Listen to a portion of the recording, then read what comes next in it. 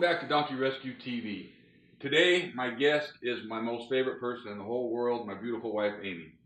So sit back, relax, and cue the music. My name is Mark Meyers. Most people just call me the Burro Man. I travel the country with my dogs rescuing donkeys from abuse, neglect, abandonment, or sometimes it's just wild burros that the government doesn't want anymore. My staff helps me care for more than 3,000 donkeys all across the country. Donkey rescue is not what we do, it's who we are.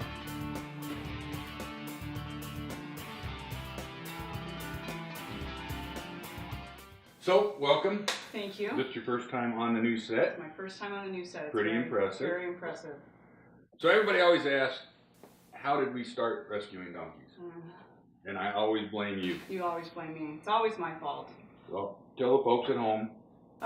So we had Sammy, who was an old horse, and he needed a buddy. So we bought a donkey that we named Izzy off the internet, and found out she was pretty cool. She's a lot different than what we thought she was going to be. No donkey experience. No donkey experience whatsoever. Didn't have a clue. Thought she was just a little horse, and she was nothing like a little horse. So we learned a lot and started finding them in different places and needed help and started noticing them where before we just never noticed them. Started noticing them everywhere and a lot of bad situations. First one was Banjo. You found him in a feed store. First one was Banjo, and boy, he was not a happy fellow. He had green snot in his nose, and his chest was raw from trying to bite people through the panels. Yeah, trying to get him in the trailer and get him home without really knowing what we were doing was.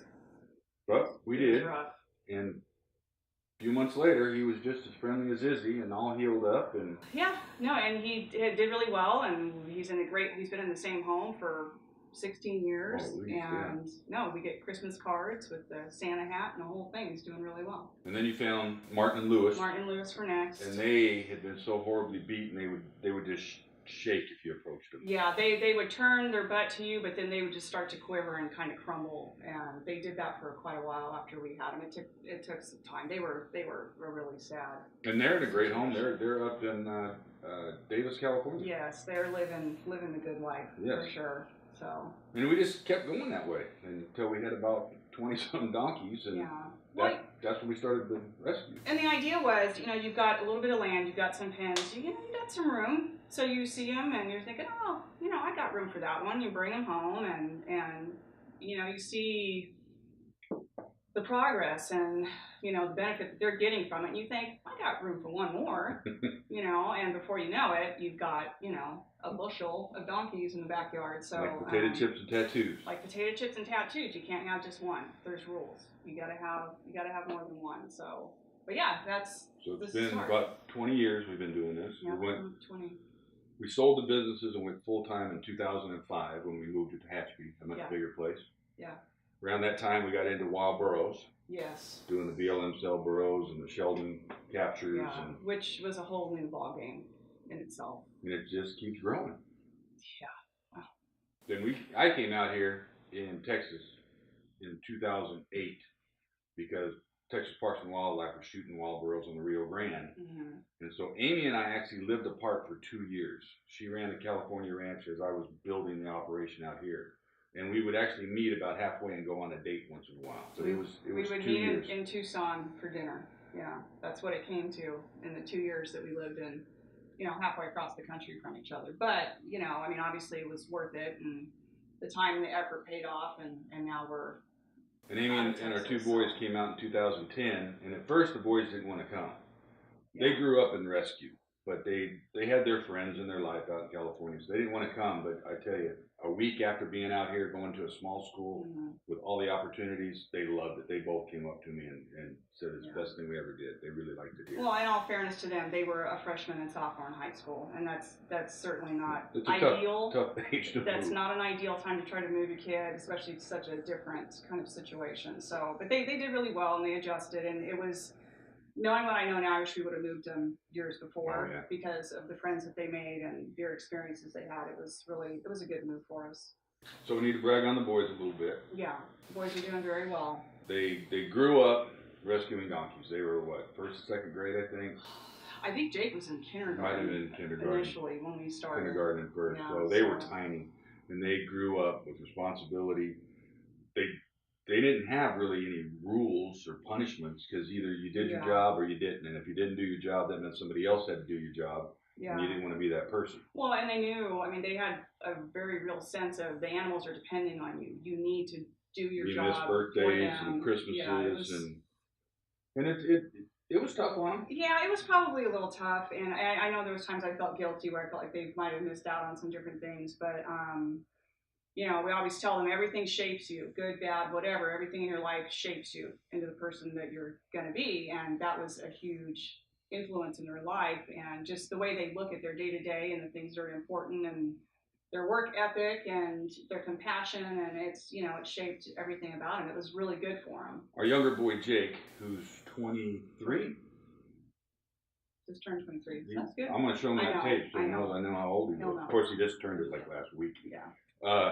He just graduated from Angelo State University with 2 bachelor degrees and a master's in business. So real proud of him. Did real well all through school. Yeah. And our older boy Josh is going into his 3rd year at Southern Methodist University Law School in Dallas. So we're real proud of them. Dean's List. Dean's List. Yeah. So good kids. Yeah. You want good kids, raise them in the rescue and teach them to respect their mother. Yeah, no, everything about their childhood as far as the rescue and their responsibilities, it made them who they are today, and I really, really believe that. You ever think you'd get this big? No. It's, you know, people laugh. I say, oh, it's a backyard hobby gone horribly wrong, and they laugh, and it's like, no, seriously, we had one donkey. We had one, who we still have today. Is he still in the yard? And we had no idea. Well, we had no idea that there was such a need. There's no way we could have known that. Yeah. I mean, let's face it, it was, you know, the internet was still fairly new in a lot of ways, and so there wasn't all these ways to reach out and find somebody, and so once, we had no idea. We had no idea it would get this big, and there would be such a need. And we knew nothing about running a nonprofit. We knew how to run for-profit businesses, and so we kind of started out with that same mentality that, you know, budgets and finances and the whole thing, and that's made us successful. We run it like a business. Well, yeah, and I think that's why we've done as well as we have, and we know not to get in over our heads. We don't rescue anything we can't afford, and all that stuff. But you have to run it like a business, and I think, you know, as we know, a lot of people that they don't run it like a business, and it sounds terrible, but they run it with their heart, and they end up not being able to make it. Many of them. You have to run it like it is a business. Even if it's a nonprofit, the animals still have to get fed. There's still bills. There has to be a structure to it. It can't just be, you know. So it is a business. You have to run it like a business. And if we hadn't, we would not still be here. So besides us being the founders, I am the executive director, and Amy's our chief financial officer. So she's responsible for all the bookkeeping, and it's a tremendous amount of work. And we go through an independent audit each year where the auditors actually come to the ranch. They dig through all of her folders, all of her receipts. Set up camp in the and office it's a very long, drawn out thing. But at the end, it shows that we did right with the money. We put it all in and used it all for the right purposes. So it's all good. No, it's all good, and it's an independent audit. They're not donors. They're not in any way related to us or, you know, any other business with us. So it is truly an independent audit. And you know, it's worth it. It costs a lot of money to get it done, but it shows exactly every single penny, shows that everything's where it's supposed to be, how it's supposed to be, who's allowed to touch it. It's very specific. There's a lot of little ins and outs and fraud control, and there's a lot to it. So the audit is actually very good for us. I mean, most people think audit and think, oh my gosh, you know, but for us, it's really a good thing. And we've gotten really good at keeping track and organizing, and so when we sit down with that audit, we're prepared, you know, we're ready. So last year was really good. I mean, it was very smooth. Everything, every piece of paper we needed, it was right there, and I was proud. It went really well. High five. All right, well, Jess is telling me it's time. We're going to turn it over to her, so take it away, Jess. Hey all you donkey lovers, do you know that PBDR recently launched a brand new online store? We've got apparel, hats, books, photos, and so much more. And better yet, all proceeds go to saving donkeys, and there's always free shipping. So head on over to get yourself some donkey saving swag at www.donkeyrescue.com. Back to you, Mark.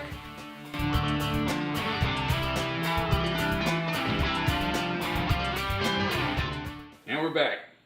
Why do you think we're successful? What makes I know what I think why we're successful. Why do you think we're successful? Well, I think in a lot of ways we've evolved as the company has grown, and I think that's really important. You know, back in the day when we were starting out, when the boys were still here, I was still carrying a feed bucket every day, you know, and I was still part of the day-to-day maintenance of everything, the feeding and the, you know, the care and the cleaning and everything like that. And I know for me personally, my role has completely changed. And I'm not out in the field anymore, which is kind of a bummer in a lot of ways, but my thinking is the best place for me to be, because I know our business, is for me to be in the office. And people say, oh, that's kind of sad. And it's like, yeah, it's a big change, but the company benefits by me being in the office and not carrying a feed bucket.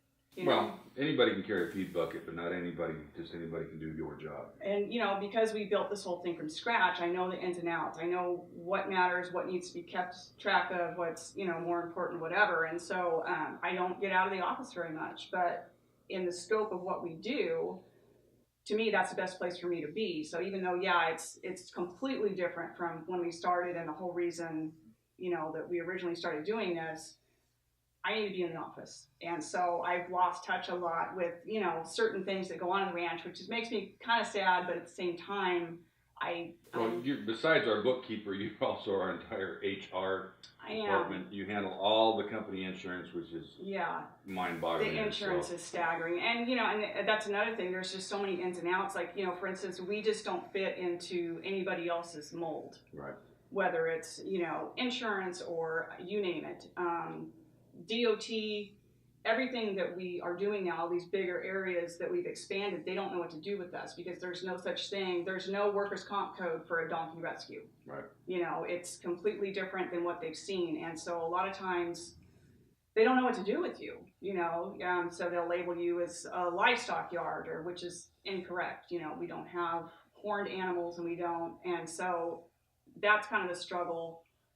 As far as, you know, like our program costs, things like that, the way we get rated on these charity sites, the charity police sites, we just don't fit into their mold. Well, but those charity sites also don't cover what we do. We rescue, if you combine all the donkey rescues in the country, and then you multiply the number of donkeys they rescue in a year by maybe 10, you're still not approaching how many we do in a single year. Yeah. We cover literally all the lower 48 states. We've worked in Hawaii.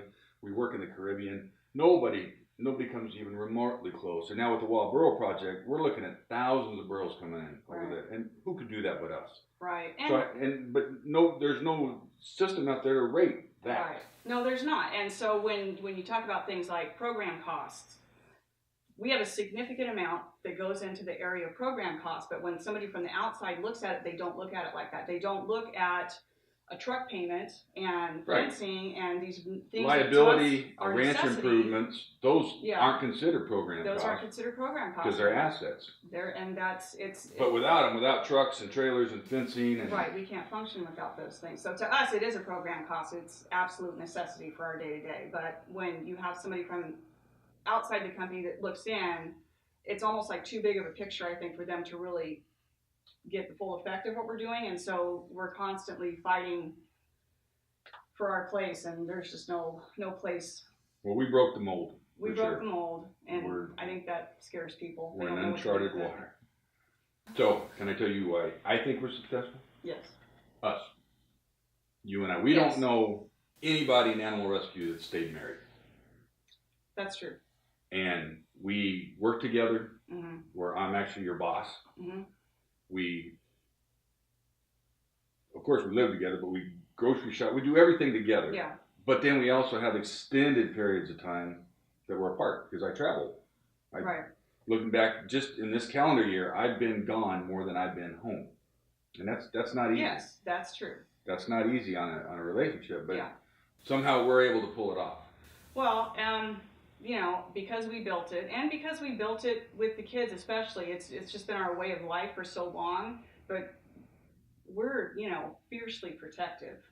of this. And so you do whatever it takes, even if, you know, it's something, you know, you're tired or you're like, he's gone all the time. And I mean, there's a lot of, you know, things that I could complain about. And I mean, for what good? What are we going to do? Are we just going to not do this anymore? I mean, that's not going to happen. There's no way we would let that happen. So you suck it up, you know, and you keep going. But we're always really focused on the company and making sure the company has what it needs, even if it's not something we feel like messing with, but it's got to be done. You know, it's, I don't know, we're almost like a cult in certain ways, you know, which, I mean, it's fierce loyalty is what it is. It's fierce loyalty. But I think that's okay. And I think that's, you know, part of the drive. And, you know, if you're a smart guy and you got your business savvy and your computer skills and all your stuff and your things and all that has forged the way. You know, and I don't care if you're my boss. I don't care. It's not a competition. You know what I mean? I think that's a lot of the problem with some people is that it's, well, you can't talk to me that way. I'm your wife. Well, not right now. You're my boss. So I've always tried to keep that in perspective, and I think that helps quite a bit. And so, I don't know, it's all those things mixed together. It's a combination of all those things. And we really like each other. And we like each other. We do. We like each other. We sit and watch our fish together.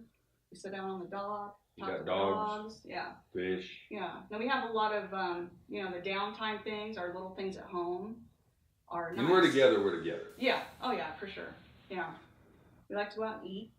We do. We do. We got all kinds of activities. So. But yeah, when it's work, it's work, and it doesn't matter.